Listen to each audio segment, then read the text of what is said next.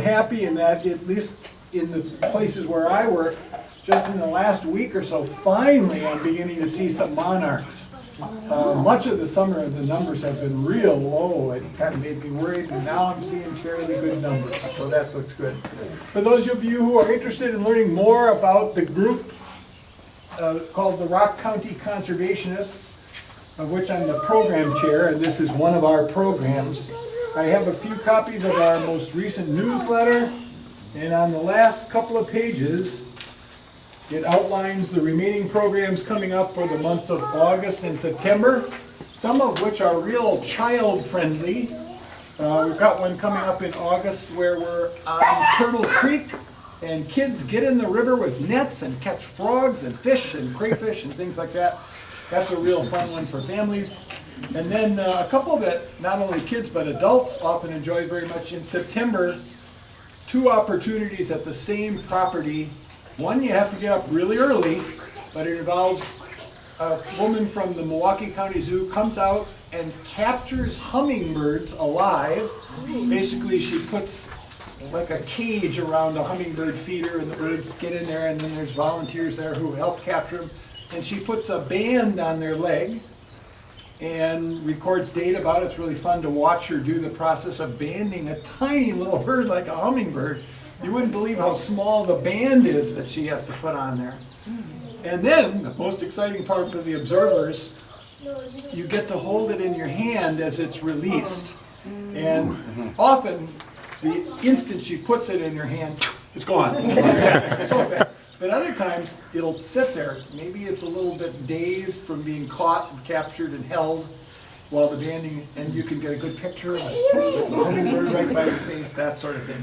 And then the following day at the same property, this is over between Milton and Whitewater on the eastern part of the county, is a monarch tagging experience, which is, again, really fun for kids.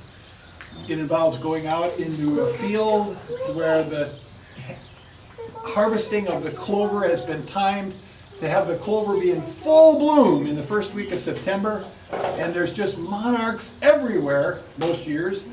And we capture them and put little tiny, it's a little adhesive tag that goes on their wing to record their migration. If those are found later along their migratory pathway down to Mexico, the data is recorded and observed, and it's a really important part of an ongoing study to keep track of monarch migration and monarch population numbers. Citizen science, and you can be part of it, and it's especially a fun thing for children to do. So feel free, those few copies of the newsletter are here for the taking if you are interested. Nets, if we catch a butterfly that you don't know, I've got a book, a couple years, quite a few years past. The 2 professors from Illinois University who wrote this came and gave a talk and even autographed copies of the book, and they're really nice color photographs. It's for Illinois, but it works for Wisconsin, particularly for southern Wisconsin. All right, if you would like, grab a net, and we're going to head off. Flower here, it's not a native prairie wildflower. I'm sure it was not included in your prairie planting. This is called chicory, kind of like hickory, but CH, chicory. It is hard to find flowers in nature that are a real true blue, and this is one of the few that is. It's a biennial. You'll often see it at this time of the year growing along roadsides. First year it's just a set of leaves, and then the second year it flowers, produces seed, and then dies to start that life cycle over again. In Louisiana, people, it's kind of a cultural thing, they dig these up, wash off the roots, roast them in the oven, grind them up, and use it as a supplement to coffee. If you've ever had the coffee down in New Orleans, the cafe au lait, it gives it a real distinct flavor. Unfortunately, no caffeine. What's the point? No, it does give a different flavor, and it was also kind of a way to stretch coffee, to save some money on it, that sort of thing. Red clover, not native, but a great pollinator plant, provides a lot of nectar. As I mentioned, that monarch tagging thing is September. This will be the main thing that the monarchs come to. Okay. trees, and you can see what's the importance of those dead trees, that they are habitat for birds like woodpeckers. Our newsletter editor, Gary Hess, Gary, raise your hand. Gary, there, he's the one who writes that newsletter, did a really nice article a few issues back about the importance of leaving things like this if you have a patch of woodlands. As long as it doesn't cause any threat to your property, your home or your shed or garage or whatever, keep those kind of trees. They're really important. Even when they fall on the ground, they're still important habitat for quite a few different types of wildlife. Norm, people are asking about your sign. Do not feed the bears. Yeah, I thought I'd put one out here. I hope it doesn't scare the kids away. And I know there's a story about this. You may have heard it before. Look at the size of this shagbark hickory tree. And you had a retired county forester, Marianne Seski. Marianne Benzo. Now came out and aged it, and she estimated 240 years. 240 years old. All right, we're going to walk up through the woods here.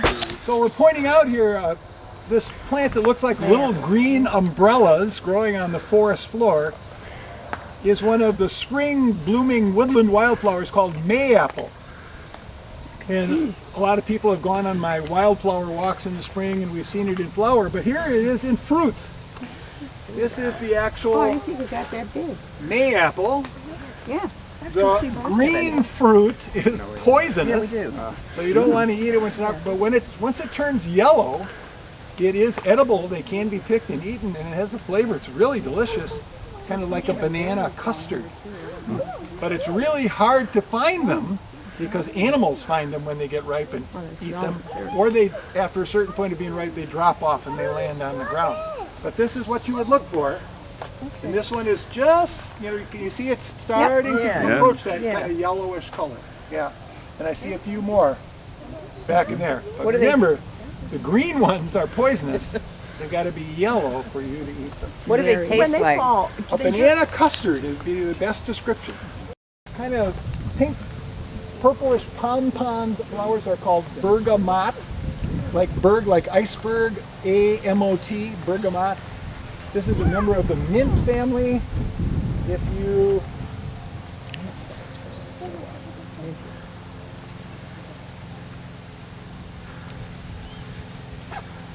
pick off some leaves, pass them around, crush it up and smell it.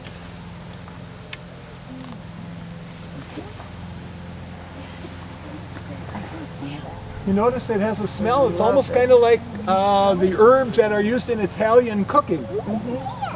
It has kind of a combination of oregano, basil. When I was a little kid and I didn't know what this was, I called it pizza flour. Because when I smelled them, it kind of smelled to me sort of like a pizza. It is a member of the mint family. It's a wonderful pollinator plant, particularly good at attracting bees. Purple coneflower, we're seeing lots of it.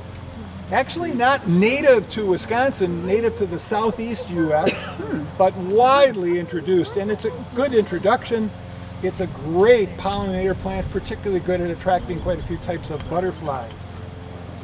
Norm earlier this year sent out a wonderful video. Maybe some of you saw that. He even flew a drone over the field. This is false sunflower. This is one of the earlier blooming prairie wildflowers. There are still things yet to go. Some of the tall grasses that are so distinctive. Here's Indian grass. Big blue stem, that's the one here behind me that's quite tall. It's really a pretty purple plant called hoary vervain because the leaves look sort of like there's hoar frost on them. Hoary vervain. And this is one that blooms for a long time. Slowly, the flowers work their way up the spike. You can see that this spike is almost done, as are some of the others, but that's one that has almost a month or more of bloom time as the flowers slowly work their way up. This is going to be stiff goldenrod. That'll be blooming later, end of August, September. That's a good golden. You see the kind of bright purple, looks almost like a bottle brush over there. Those are some of the blazing stars, Liatris. There's one back there. There's some here behind me. Blazing stars, many different types. They're also a really good plant for attracting butterflies. They're often attracted to them as well. Some of the smaller prairie grasses, here you can see how all the seeds hang to one side. Yeah. It's called side oats, and you can see how it gets that name. I already mentioned partridge pea is the one with the little yellow flowers down low. When it goes to seed, such a good food for game birds. As you see other plants along the way, that's some of the stiff goldenrod. Yep. As you see other plants along the way, feel free to ask. Butterflies, it's often real flitting about, and so people don't notice them. You see the real bright white silvery spot on there? Yeah. This is called the silver spotted skipper. Yes. So it's brown. Yeah. You want to let it go? No. All right. Sneak in quick before you Okay, there's our first one for the day. Okay, we'll find another one. September, these are some of the various different goldenrods. I already mentioned that real tall upright plant there. That's stiff goldenrod. That's a prairie native. Other goldenrods are more typical of what you'd call old field. Farmland that's been abandoned or farmland that hasn't been cultivated, they'll pop up in there. They can be pretty aggressive. I'm not sure I would recommend planting them in a wildflower garden or anything like that. But they are a real important source of pollen and nectar for late season butterflies that are migrating, like the monarch butterflies feed on these. They also sometimes host some real interesting insects called assassin bugs, which attack and kill other insects, and they're interesting to observe. They're kind of like miniature praying mantis. Something that's more like the size of your thumbnail. Goldenrod gets a bad rap. People blame it for their hay fever. No, it doesn't. It's got sticky pollen that's only carried by insects going from one plant to another, but it blooms just about the same time as that giant ragweed, which has the wind-blown pollen that causes the hay fever that people have who are allergic to it. So you may hear people say, oh, goldenrod, that's terrible, it causes hay fever. No, it doesn't, not at all. It's an insect pollinated plant, whereas the ragweed has the wind-blown pollen, that's the problem. You're always a lot slower, you know, anybody can catch a toad without even any practice. A lot of the frogs, on the other hand, it's 1-2 jumps and it's gone, you know, that sort of thing.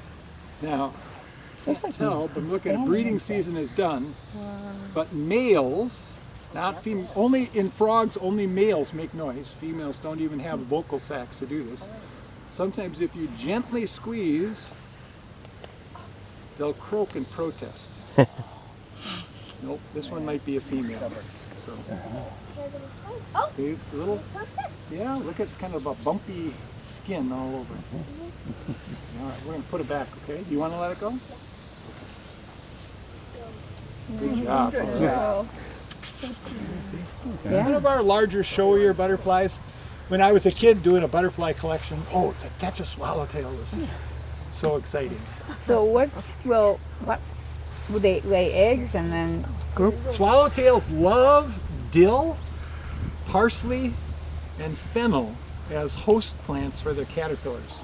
So those are 3 plants I always grow every year in my vegetable garden, kind of on the edge.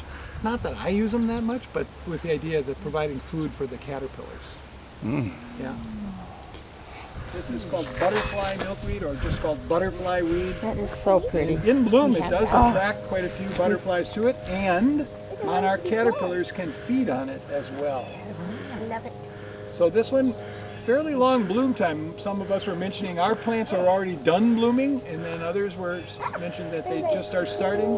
This is this one. Try another one. I'm tired of trying. Then I'd have to It has real beautiful iridescent kind of bluish black Oh, yeah. wings when they're Yeah. open. Now come on, it's not going to do it. Yeah, I saw them. I caught them. There. There. You see? Particularly back by the tail. Yeah, yeah.